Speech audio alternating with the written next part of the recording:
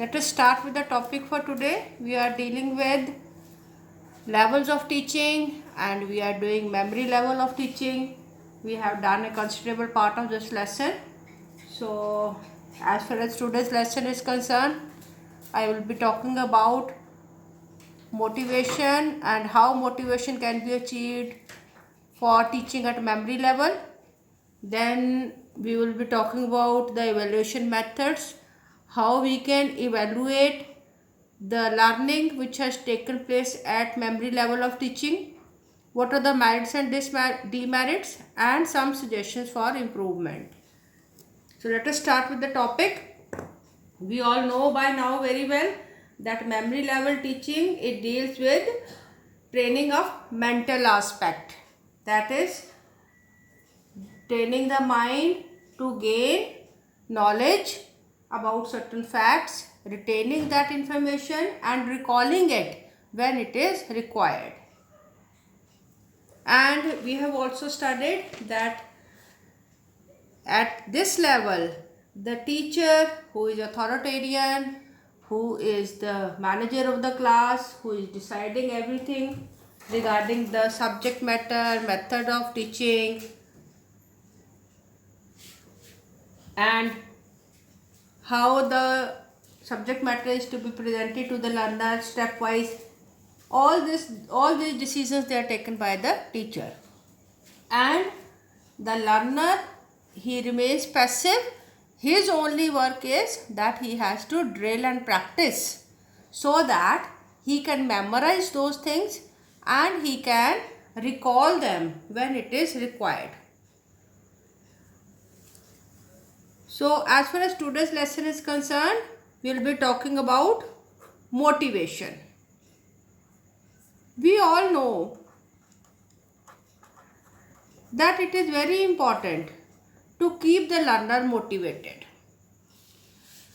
As far as motivation is concerned, it simply means that you have to make the learner aware of the needs or the desires, what he is wanting from gaining that knowledge.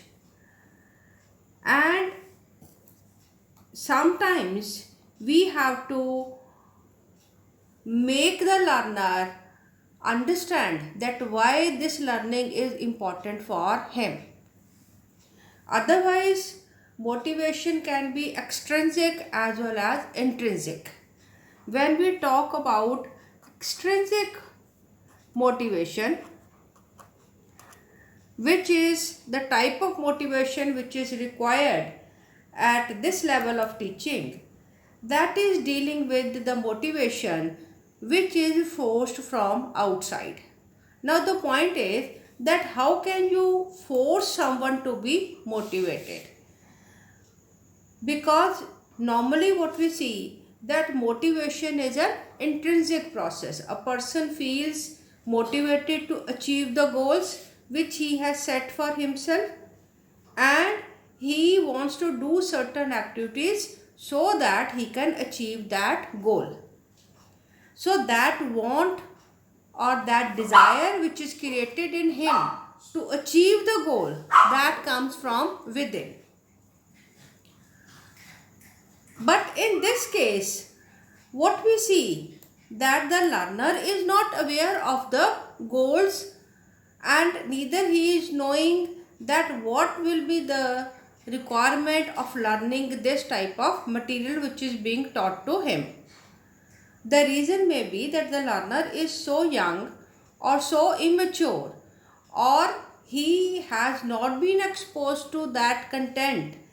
Maybe he is dealing with that content for the first time, or the subject matter is being exposed to him for the first time.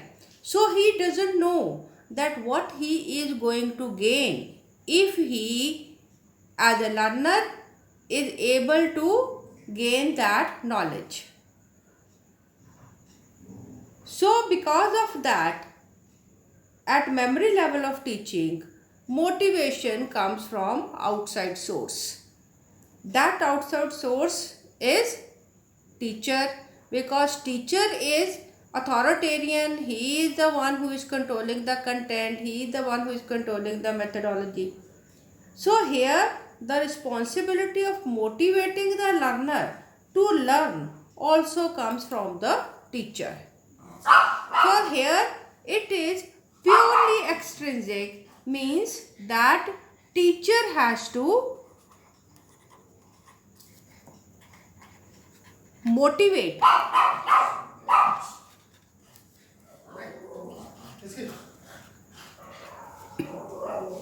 learner so that learner keeps on receiving the information which the teacher is providing, and he is receiving that information and he is equally interacting with the teacher, so that teacher as well as the learner both have an optimum speed of passing on the information from teacher to learner. So the most important thing which we are going to take up in this topic is that how teacher can keep the learner motivated. Some of the processes which are used in motivating the learner is that, as I told, that the learner may not be knowing the objective. He doesn't know the goal. So if the teacher, he declares the objective or defines the goal before starting with the memory level teaching, then it will make learning more meaningful for the learner.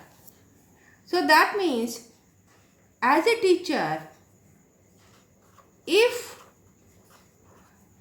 goals are defined,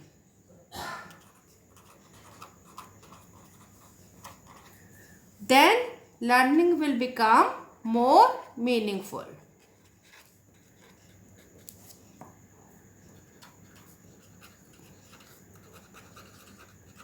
So now the learner knows that this is the goal that he has to achieve, and if he works with teacher, then he will be able to achieve that goal, and then to some extent the learning can become intrinsic, or it can give happiness to the learner also that he has achieved that goal.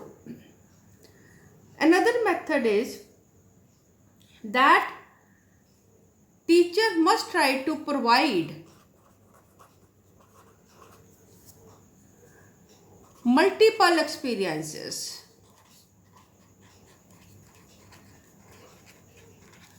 Reason being that in case of memory level teaching, the subject matter is very fixed. So because subject matter is fixed, and it is to some extent we can say that it is of limited nature, because teacher has decided before starting with the teaching, he has decided that this much of information is to be exposed to the learner.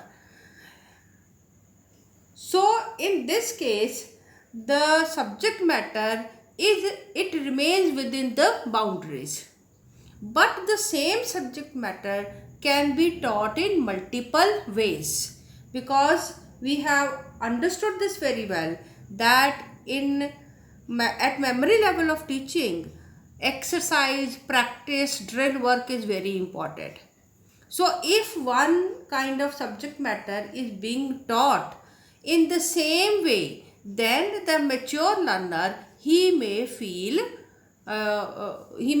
bored with the subject matter. So if the same subject matter is taught in different ways, so that multiple experiences can be created. So these multiple experiences, they will help the child in drill work, or the learner will be doing the same, going through the same subject matter again and again, and that will help him learning. Another method of increasing the motivation is that teacher and learner can work together.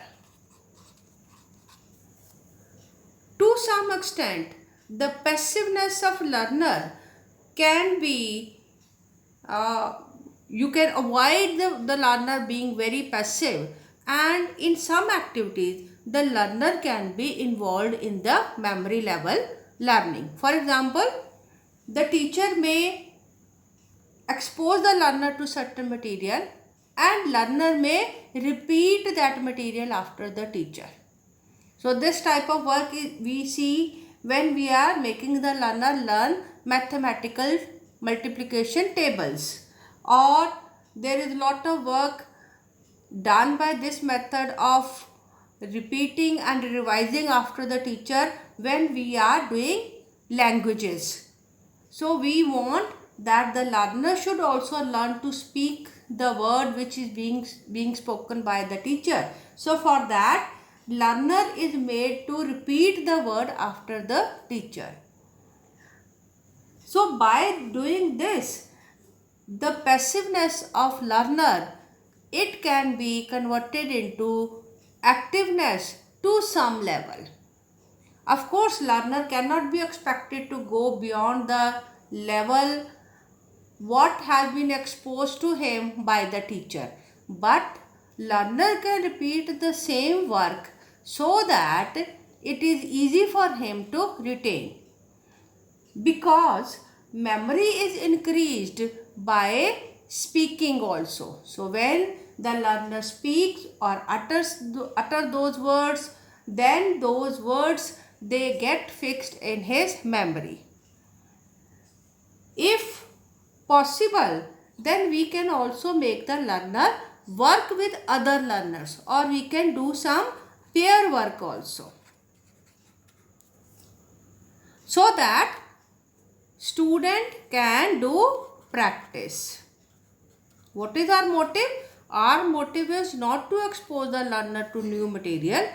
Our motive is to repeat the same material, same content which has been taught by the teacher, and for revising and for practice we can use the pair work or working together, and that may help in motivating the learner, because we are using different methods, we are using different techniques of revising the same material. Another very important way of motivating is reward and punishment.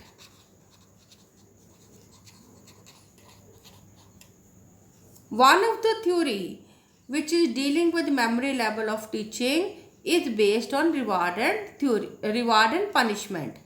We have studied about conditioning theories given by Skinner. So in that theory we have learned that there is importance of reinforcement and punishment, and by using reward and punishment we can keep the learner motivated. We all, being teachers, must understand that reward doesn't have to be always of some monetary value.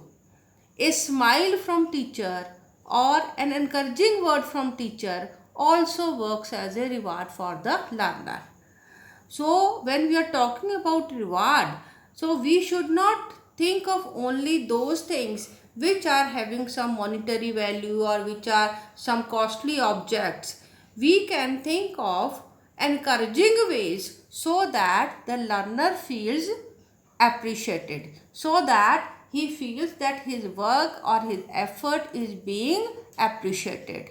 So because of that also, the learner will feel motivated to go through the process of revision and repetition. So these are some of the practices which can be used for keeping the learner motivated when we are teaching at memory level of teaching. The next topic that we are going to discuss is evaluation method.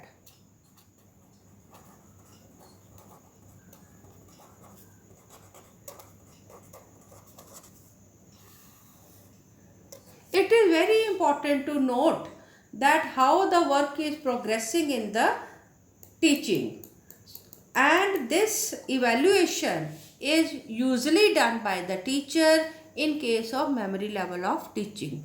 Teacher has to find the evaluation method and keep on evaluating the learner, because otherwise the teacher will not be able to get how much the learner is doing. And for evaluation also, the teacher has to have predetermined objectives. What do I mean by this? That before the teacher starts with the learning lesson or the teaching lesson, he or she must define that what are the objectives of this lesson, so that all the learning activity is directed towards achieving those objectives.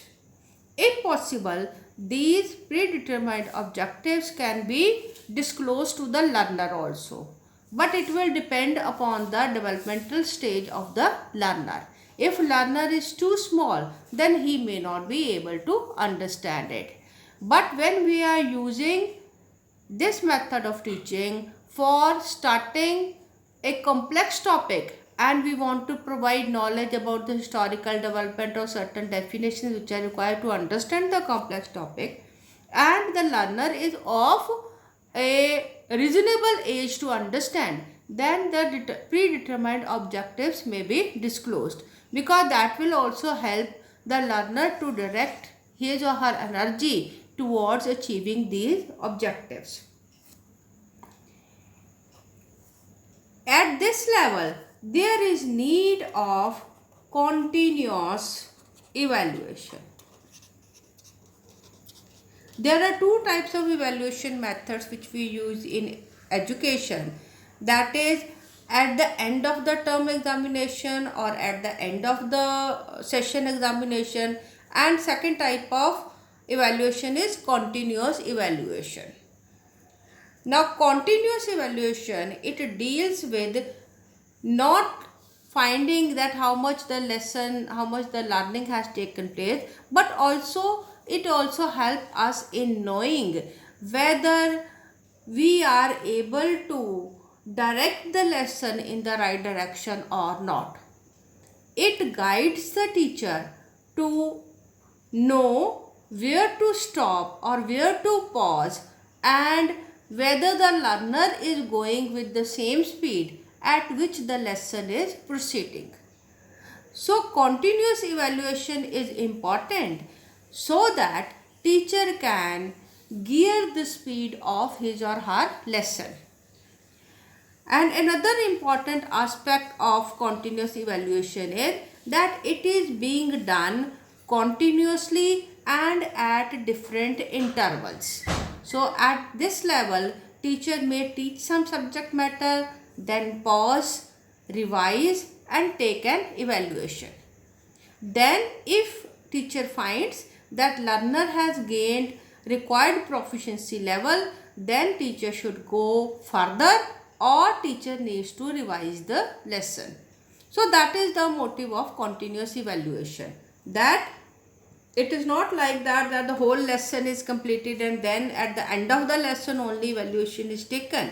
And at the end of the lesson, when evaluation is taken, the teacher gets to know that the learner has not understood even the first step. So that way it will become very difficult for the teacher to go back to the first step and start revising it again. Better than that will be the teacher should take continuous evaluation. Teaching one step, pausing, taking an evaluation. If it is up to the level, then going further, otherwise stop and revise the previous lesson. This is very important when we are dealing with small children. So there of course we will see that teachers, they are exposing the material in small steps, and at each step a lot of drill work is done and the teacher doesn't go further until the previous level has been achieved or the learning has taken up to the desired level at the previous level. Another thing is that review and revision is very important.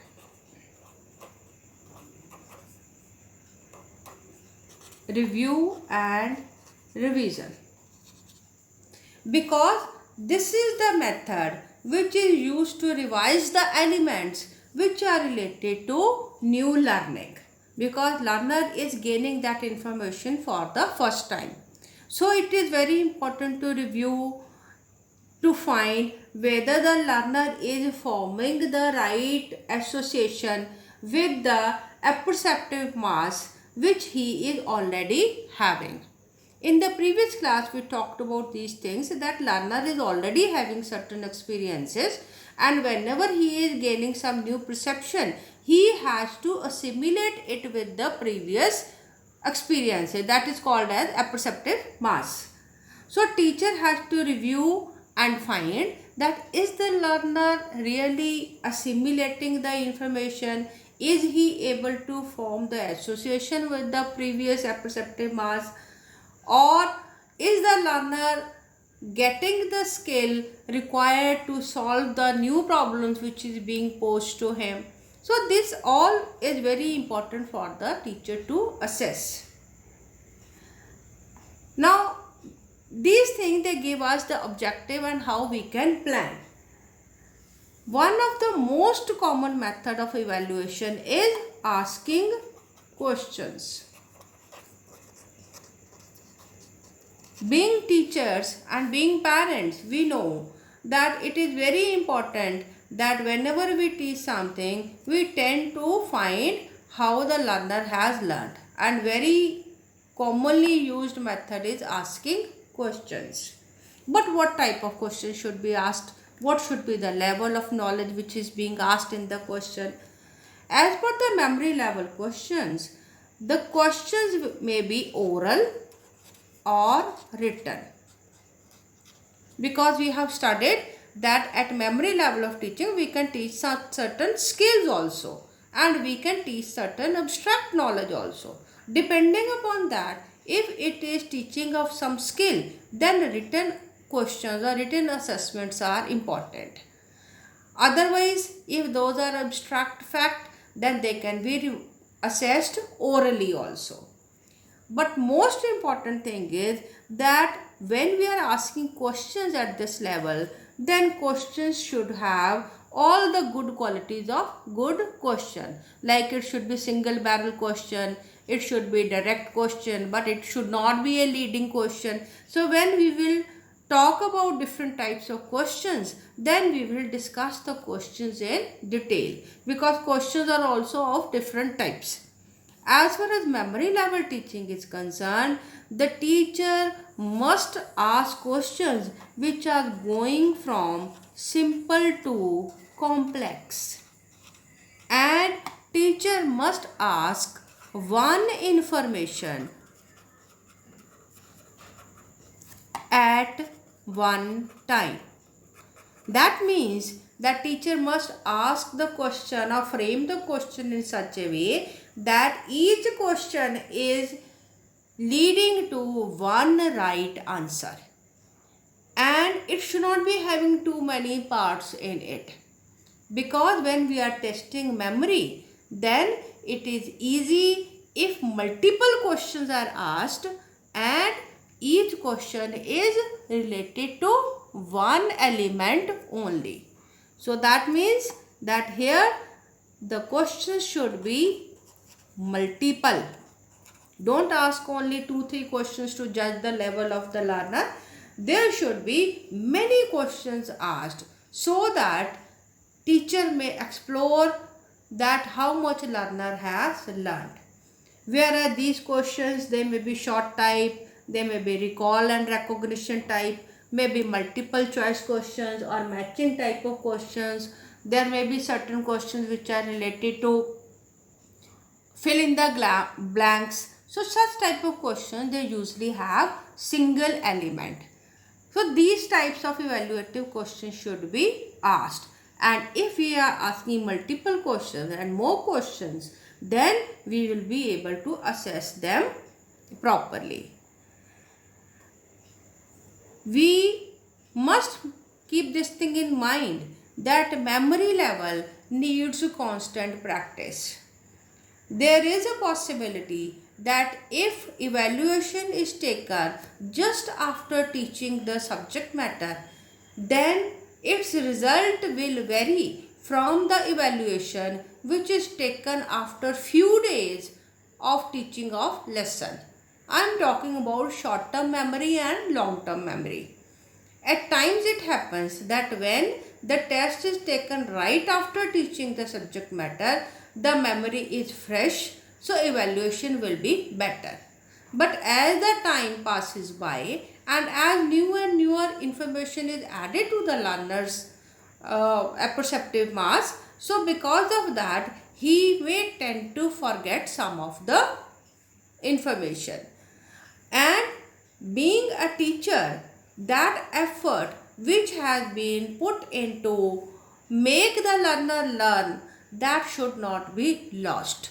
So teacher has to make certain effort so that time and again that information is repeated and revised, so that with practice that information gets fixed in the learner's mind.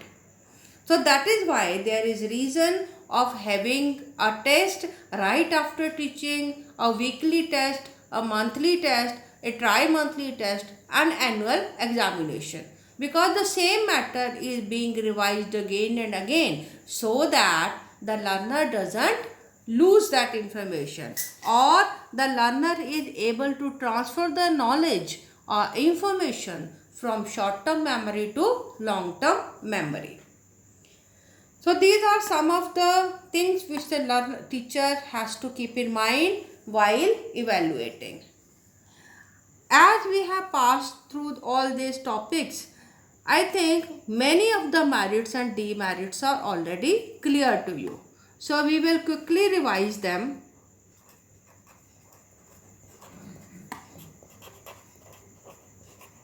And then we will proceed to the next part. Demerits, one of the most important and major demerit of this is that it is, as its name suggests, that it is called a thoughtless level of learning. Here the intelligence of the learner is of no importance, because the learner has to just revise and keep on learning by rote method. Because of that, even the intelligent student may not be able to show that kind of excellence, or the excellence cannot be differentiated from an average student. So here we see that this becomes the major demerit. And another demerit that is very important for this is, as we discussed, that the motivation is extrinsic. So that means there is no intrinsic motivation. The learner doesn't feel motivated to participate in this process. So teacher has to engage the learner in this activity so that the teaching at this level can proceed. So that is one of the major demerit, that the learner is having no intrinsic motivation to just cram or just mug up or just keep on drilling and revising and repeating the same topic again and again. And another demerit that we have discussed is that in this case intelligence is not important.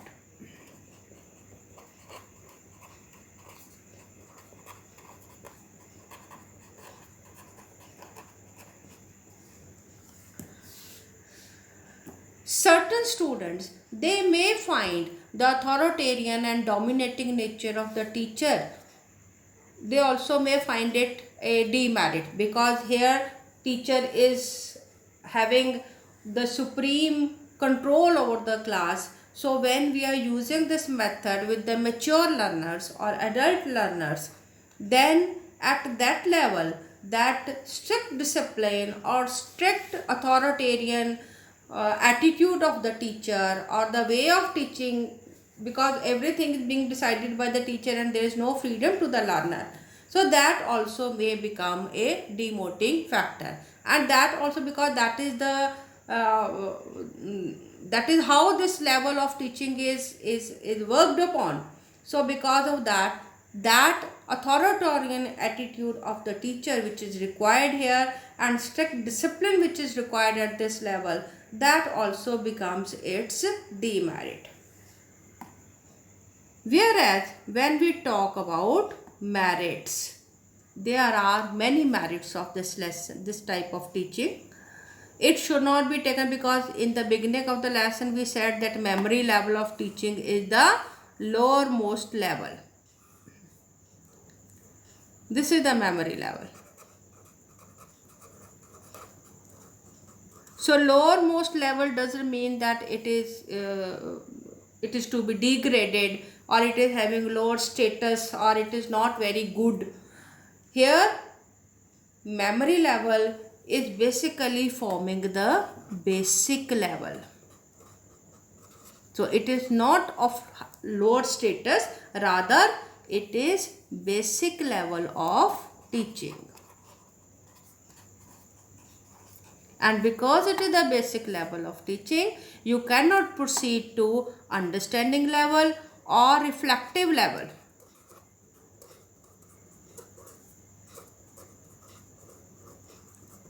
Without covering this topic, because without achieving this basic level, without having strong basics, you cannot go to understanding and reflective level. So that is its merit. It is most important level because it is going to form the basis of understanding and reflective level of teaching.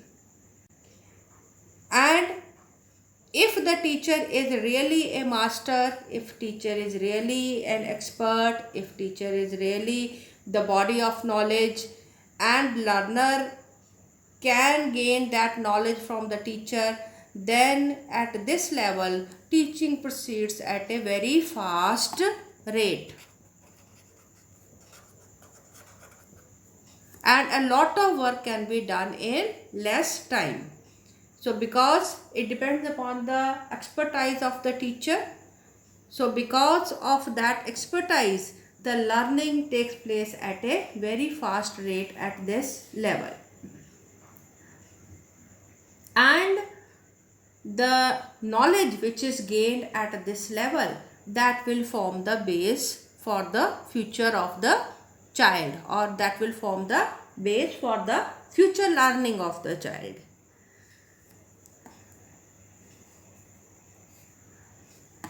Now let us talk about certain suggestions for improvement.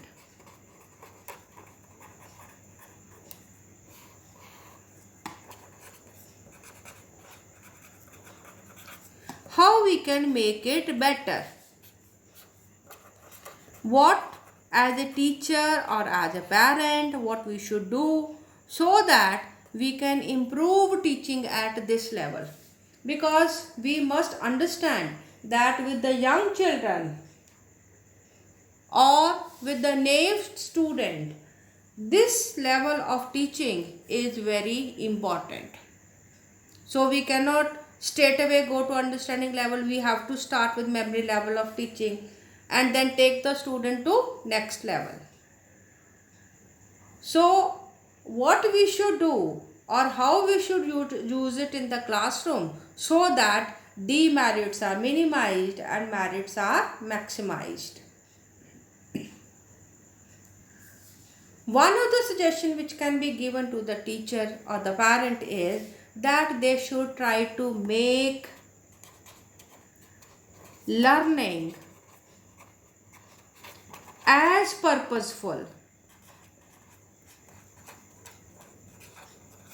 as possible. Because teacher, if he is able to make the learner understand the purpose or attach some meaning to this learning, then to some level intrinsic motivation will be created. So first and foremost responsibility of the teacher is that he or she should make learning meaningful. The learner should be able to see that why he needs to memorize it, why he needs to learn it, how it is going to benefit him in his future. So basically this is related to motivation. You have to keep the child motivated, and if the child is motivated, then he will be able to help you. Rather, being a passive learner, he will be able to help the teacher in transferring the knowledge. Then another suggestion is that make use of maxims. We have learnt maxims in the previous class. So if required, then you can go through that lesson again and revise the maxims. All the maxims, they help the teacher to plan the work in a way so that learning becomes better. As far as memory level of learning is concerned, one golden maxim that you can use is going from simple to complex. Other maxims also will help you, but this maxim is the basic requirement of this level of teaching. If you can organize your work very well, if you can integrate and sequence it with the previous experiences of the learner, then you can definitely keep the learner motivated. When we studied interactive activities, there also we studied that we can make use of certain teaching aids.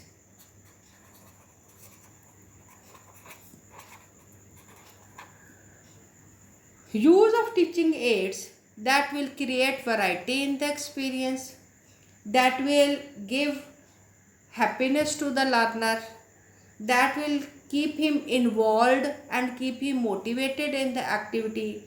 It will create you can say motivating environment, and the learner will be exposed to many different ways in which the same matter can be taught.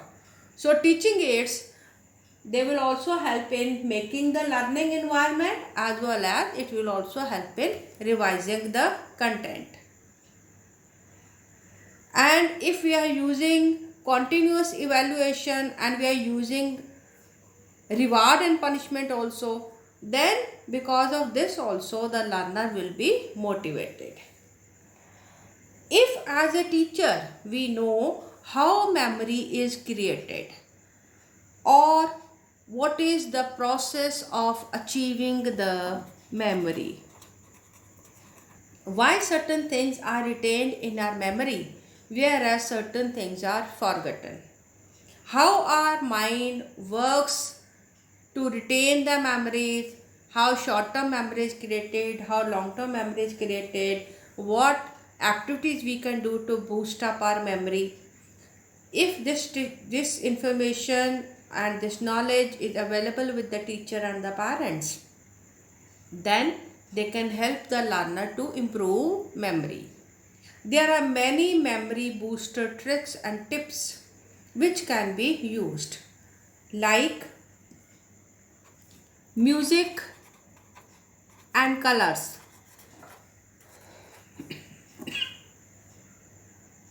They enhance the memory.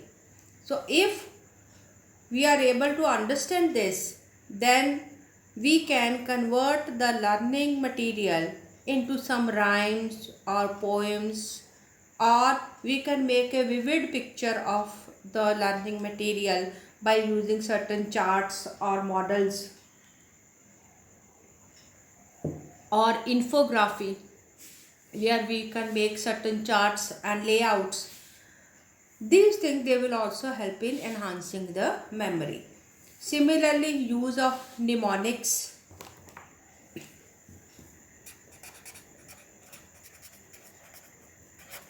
That will also help us in retaining the information in the particular sequence.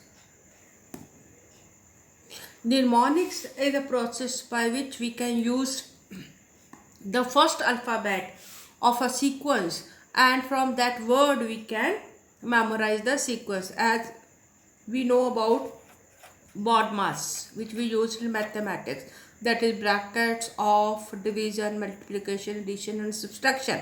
This is the sequence of solving the mathematical equation. Similarly, VIBGYOR, which is the sequence of colors of rainbow. So such mnemonics, they also help in memorizing. Otherwise it is difficult to remember these names. But by using a single word, we can learn about the sequence. Similarly, technique of chunking, where we can separate a large number into